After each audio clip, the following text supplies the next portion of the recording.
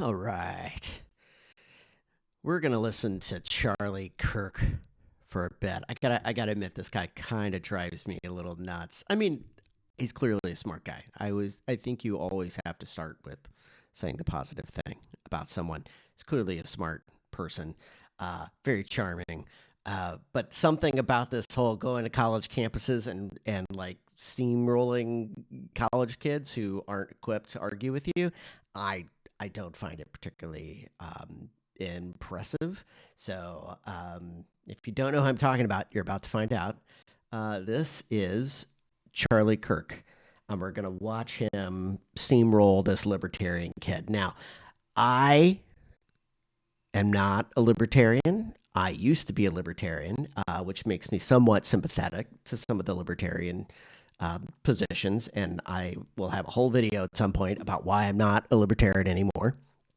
But I am for the underdog, and I hate watching, an unfair setup or somebody who's, not really trying to have a good faith discussion, kind of steamrolling people. That kind of drives me crazy. So I'm gonna defend the libertarian here, but I want you to understand this is not at all necessarily indicative of my personal opinion about libertarians or libertarianism. Let's go. I can agree with, but then legalizing it so that I got to go back. Okay. State and destroying regulations. You talk about tariffs and how they protect the American consumer, but wouldn't widespread deregulation between our industries help that more? Well, no. So I just want to be clear. So they're starting on libertarians elected in tariffs. Nevada? And Charlie can't. Okay, good. All right, then fair enough. Then I shouldn't ridicule you. No, I just think it's so insane to try to get libertarians elected. A little bit of a waste of time. Yeah. Totally agree. Yes. So let me tell you what I'm libertarian on, and then Okay. So I hate that he starts by dismissing, and he's going to come back to this at the end. I already watched this once to kind of prep for it, but he's going to come back to this at the end. So I'll save, but he's already kind of setting up you're kind of ridiculous kind of thing, and I don't like that at all. You tell me, I'll tell you what I'm not libertarian on, and then we can find out where we disagree. Is that cool? I'm very libertarian on guns. I think that people have a God-given inalienable right to own weapons, and that the Second Amendment shall not be infringed, and that without the Second Amendment, you don't have a First Amendment, a Third Amendment, a Fourth Amendment, and the Second Amendment is God-given. We agree on that, right? Right. I believe many libertarians would agree on that. I think they might disagree about the God-given part. You might find some range of opinions in libertarians, but yeah, I think he's right that there's agreement there. That the government should be severely restrained in its spying, its capacity to be able to monitor our private communications. I think you should get a warrant before that you ever are able to spy in communications, and I think the FISA statute should be completely repealed. And I think it's abused by politicians too much. Finally, I think we largely agree on war. I think the Iraq war was a mistake. The Afghanistan war was a mistake. I think us sending money to Ukraine is a total mistake. And I think that this experiment in the American empire has been terrible and awful. Let me tell you what I'm not libertarian on, okay? I think he's done a good job of stating some things that is how libertarians would phrase those positions. And so I always want folks to be on the lookout for when you're disagreeing with somebody to make sure that you're trying to represent the person you're disagreeing with's position as they would represent it, not as you represent it. I'm not libertarian on immigration. I do not think that we should have open borders and invite the people of every country around the world to come here while our own citizens are suffering and not able to get ahead as much as their parents, right? So that's where I'm not libertarian. Secondly, and then I'll let you respond, I'm not libertarian on drug legalization. I think that our moving towards drug legalization that starts with marijuana and eventually cocaine and then psychedelics and then heroin has been very bad for society. It increases crime. I do not like this idea that you drive every corner and there's marijuana clinics in every corner. I don't think that it has improved the well-being or the soul of this nation. So on those two things, I'm not libertarian. Please respond. Do drugs cause crime, or does the drug war cause crime? Well, people cause crime, but you also must understand what you do from a policy perspective. Just using prudence and not abstractions, is what I am doing improving the livelihood of my people, or is it hurting the livelihood of my people? And I could be honest, I don't know, maybe you guys disagree, but since the legalization of weed in a lot of Western states, I do not think it's increased the quality of life out West. You could disagree, though. Yeah. I think I have a couple problems with what he's saying here, and one is that all public policies are fundamentally in two camps. They're either improving your life or they are not improving your life. And that is not necessarily a good characterization, right? Sometimes they are mitigating real problems. So like a policy that is dealing with a homeless problem is not necessarily, shouldn't be judged as, is this improving your life? Well, arguably, maybe if you say, well, if we don't deal with this problem, our life is worse. But it's an attempt to mitigate something. And maybe Charlie doesn't believe that any public policy should exist to mitigate public health problems or things like that. And then the other, so that's a valid argument, but I would love to see this challenged a little bit. And then the other issue here is I don't understand how you can carte blanche look at the entire Western United States and pen anything that's gone on in the Western United States on the drug legalization of all things. So maybe not for the people in jail who are incarcerated for nonviolent drugs. I think that's a good argument. Those are actually two different things, though. Decriminalizing something in the sense of how you enforce it, I can agree with, but then legalizing it so that a 19-year-old can go get a bunch of weed on the street corner. We were told a couple things when it came to the drug war. We were told that usage rates would go down. We were told that the cartel would get super poor and that it would like bankrupt the cartel. And we were told that it would not increase crime in the areas. None of those three things actually happened. We didn't end the drug war. We never ended the drug war. It's still going on right now. No, I know. So is it your perspective to decriminalize all drugs? Yes. Okay. So including heroin? Absolutely. Okay, got it. So do you think San Francisco is a good example of drug policy? No. Okay. No. But I keep starting to all pause it drugs and are let it legal in go. San Francisco. I don't know if that's the case. No, it is. Yeah, I could literally, you and I could get in a car right now, and you and I can get morphine, we can get heroin or fentanyl on the side of the street and shoot up together and watch the sunset over the Golden Gate Bridge. With the cops. With the cops. What? Just like right next to us, just hanging out. No, not only that, shooting up the state heroin gives next you to the cops. drugs. And the needles. And the needles. Did you know that? No. That's libertarianism at play, though, my friend. So San Francisco Okay, is I'm embracing gonna give this- libertarian. The government does not have any responsibility to distribute drugs. Fair enough, fine, but it's not just, it's an extreme. They distribute drugs in San Francisco. In Portland, they don't enforce any drug laws. Now, I think you guys can all agree the dirtiness and the lack of safety in San Francisco, Portland, Seattle should be a cautionary tale that maybe widespread drug legalization is a really, really bad idea. So using San Francisco and Portland and Seattle as evidence of libertarianism, to be fair to libertarians, is absolutely ridiculous, right? Like what you have going on in these places is a convolution of all sorts of bad policies kind of coming together. You've got hyper regulation of like building codes, and so you've got housing shortages, and so that forces people out on the street. You have massive. I do think that the way we out west, I live in California, so I'll say we, but I do think the way we deal with some of these policies increases the problem. Absolutely, like giving people drugs and needles is probably not a policy I would support, and I certainly don't support the open air aspect of it. But I just think it's really disingenuous to use San Francisco as an example of, this is a libertarian utopia. Absolutely, it is not a libertarian utopia at all. In fact, they're not only, I think libertarians would be very receptive to, hey, they need to actually not let people do drugs right on the street. Like the idea of what they're doing in San Francisco, it's not only that drugs are legal and that you can get support from the state, it's that literally you can sit on the street and shoot up in front of somebody. Like that is in certain parts of San Francisco, in the Tenderloin, et cetera, that is actually a thing. And I don't think libertarians would necessarily all count that. I think there is such a thing as a law and order libertarian. Now, I could be. I know there are like a wide range of libertarians, and some are like, yeah, absolutely. Who cares? Like, it's not your business. Yes, perhaps, but I do think and again, I'm not a libertarian, so this is where I think there's a compromise here of like, hey, I think drugs could be legal, and you could also keep the city of San Francisco clean, and I think to pretend otherwise is a bit disingenuous. Do you guys agree? Oh, gonna appeal to the crowd of MAGA hats here. I don't have any response to that because I don't have the data on hand. Fair enough. But this is not a data argument, though. Is it? Just take a road trip. Isn't it a data argument? Like, it is absolutely a data argument. Whenever there is, you can't just drive through San Francisco and say this is all drug war, or this is all housing related, or this is all poverty related, or this is all mental health related. It's all the things together.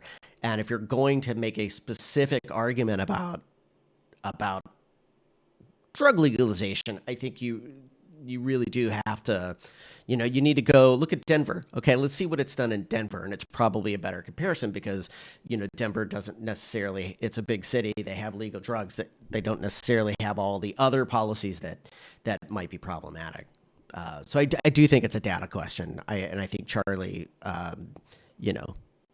I want you to drive through San Francisco, Portland, and Seattle anytime in the next couple of years. I want you to think about this conversation and ask yourself, is this the best we can do as a country? Absolutely. Absolutely not. Doing working? Absolutely not. But it's nothing to do with drugs. We're the wealthiest country ever, where the young ladies in this audience probably don't feel safe walking the streets of San Francisco at night. Nor should you, right?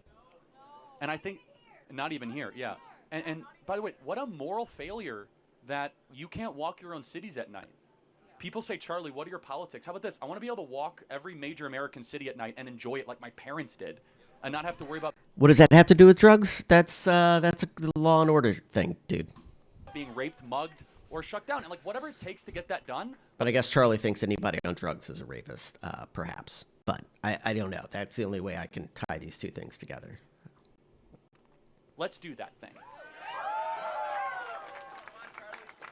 I think a partial solution to that is just more guns. I mean, if California was illegal to own guns, I do agree with this is the part of libertarians I'm not necessarily on board with. I mean, from a purely behavioral economic point of view, he might be right, actually. But you could also there's all sorts of unintended consequences of that I would be concerned about. But with that, sort of. But I think at some point, if people are showing a pattern of crime, they shouldn't be on the street, right? So if they're dealing drugs and smashing windows and they're holding up, whatever, 7-Elevens, you should be in jail for a long time for those things. And what San Francisco, Portland, and Seattle have done is that they have no cash bail, they decriminalized it, and you could get out the same day you commit a crime. Yeah. And so he's already mentioned two other things that have nothing to do with drugs that are leading to problems in these places. Again, I just think that this is not even political, but I guess the Republican Party is now the ambassador of this.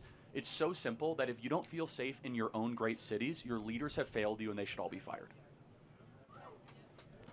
Thank you.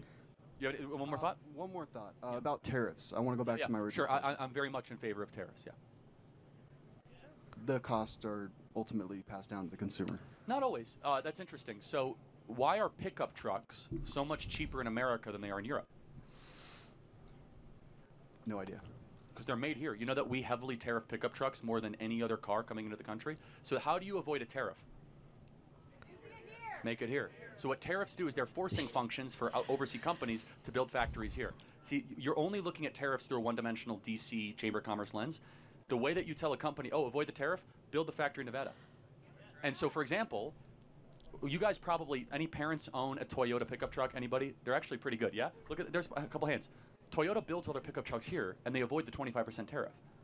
So it's not a tax. It actually incentivizes homeland production and more jobs for our country, and actually the price doesn't get passed on to the consumer. I think. So I want to give him the benefit of the doubt. So there's a good argument here, right? Like there is. At some level, my dog is now moving around. At some level, tariffs will drive production back home. And listen, incentives work, right? This is a thing. Show me the incentive and I'll show you what's going to happen. Like, incentives work. And if you create an incentive to make trucks at home as opposed to Europe, then okay. Now, I think it's probably a bad argument because I suspect they would make them here anyway. But because I don't think they're nearly as popular in Europe. They can't even fit down the streets in most of the cases. And then it's also not clear to me that the question is not whether by having a tariff it will create the behavior that you want, which is they will make the trucks here. The question is actually, is making the trucks here, because what they actually do, I think, in a lot of cases, is they still make a lot of the parts overseas, but they ship them here separately and then they assemble it here. And sure, that creates some jobs. But the question is, does the amount of jobs it creates and the wealth it creates in the economy by creating those jobs balance? How does that balance out with the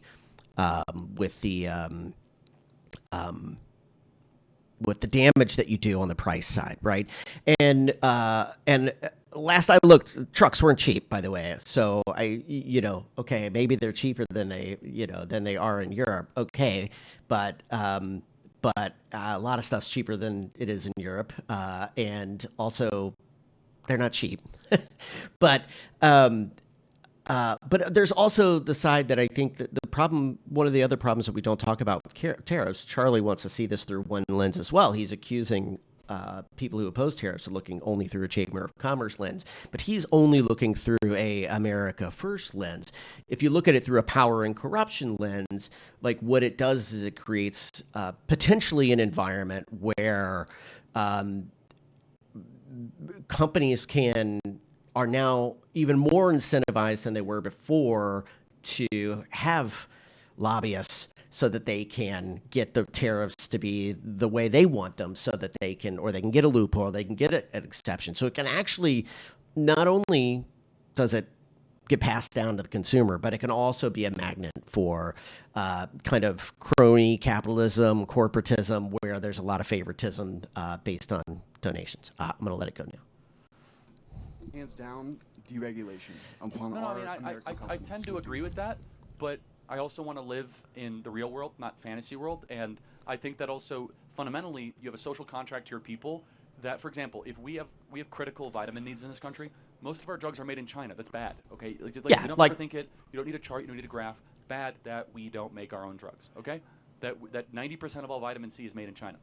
You need. I agree with Charlie here. There are national security reasons to have some level of tariffs. Absolutely. Vitamin C to live, literally. It's ascorbic acid. Make it here. So anyway, we could agree to disagree on that. I think tariffs are great forcing functions, especially if you're a wealthy country. Tariffs are really good if you're wealthy and the incumbent power. Okay. God bless you. Are you voting for Trump? No. Who are you voting for? Chase Oliver? Yeah. But why? Don't beat up on the guy. But so you're going to vote for someone who can't win? Yes, because my vote doesn't matter anyways. But if your vote doesn't matter, why vote at all? It's going to matter more if I vote for the candidate with the least amount of votes. It's proportionally larger. If our candidate hits the 5% threshold, that's kind of the goal.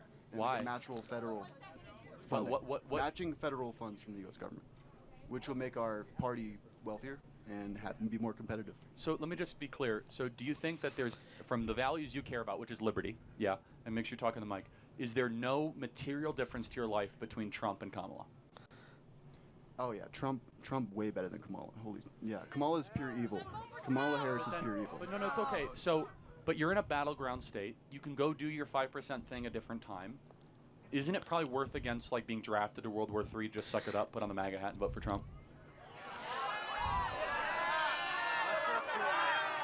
You'll think about it. So I fundamentally disagree with this attitude, right? And real quick, let me just switch the camera back so I think this is a huge problem, and I think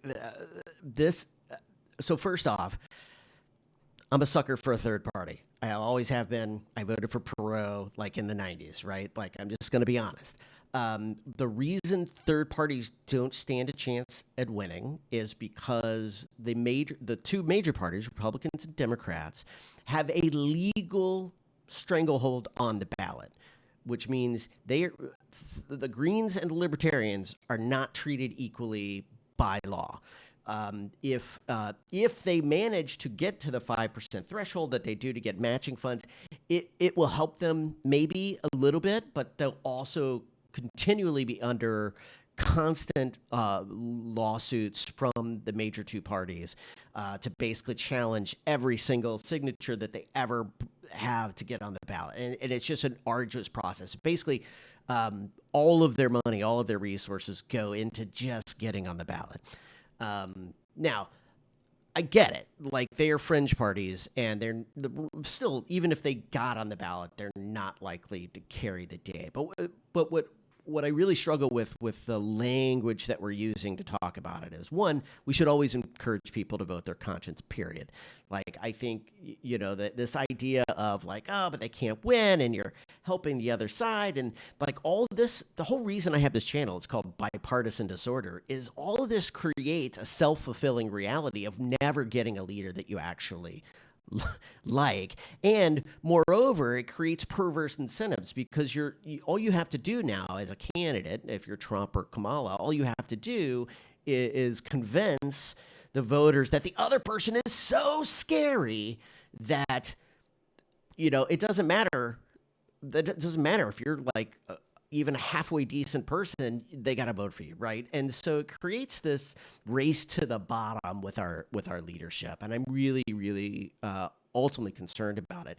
And then the other thing I think is funny about this logic of saying, suck it up and vote for Trump, is that what you're already seeing it now. This is clearly an older video because Trump wasn't elected yet, but you're obviously seeing it now, where now Trump's out there. Everybody voted for me. Like, I have a mandate. Well, do you have a mandate? When you told everybody to basically suck it up and vote for you because you're the lesser of two evils, do you really have a mandate? I don't think so. And so it creates kind of this weird, I think politicians and parties like Charlie's probably out there. I'll go see if I can find it, but I guarantee you, since Trump has been elected, he's talked about how America has spoken loud and clear, and people have chosen this, and of course the Democrats are over there going, oh, America's chosen fascism and whatever. But did they really? Do people really choose it, or they literally stuck with two really bad choices, and they make the case based on some marginal, like, neither one of them really is for me, but Kamala's pure evil, so I'm going to go for Trump, right? And so it creates the appearance. We have the appearance of a majority will, but underneath it's really full of holes, and I really want us to like think about.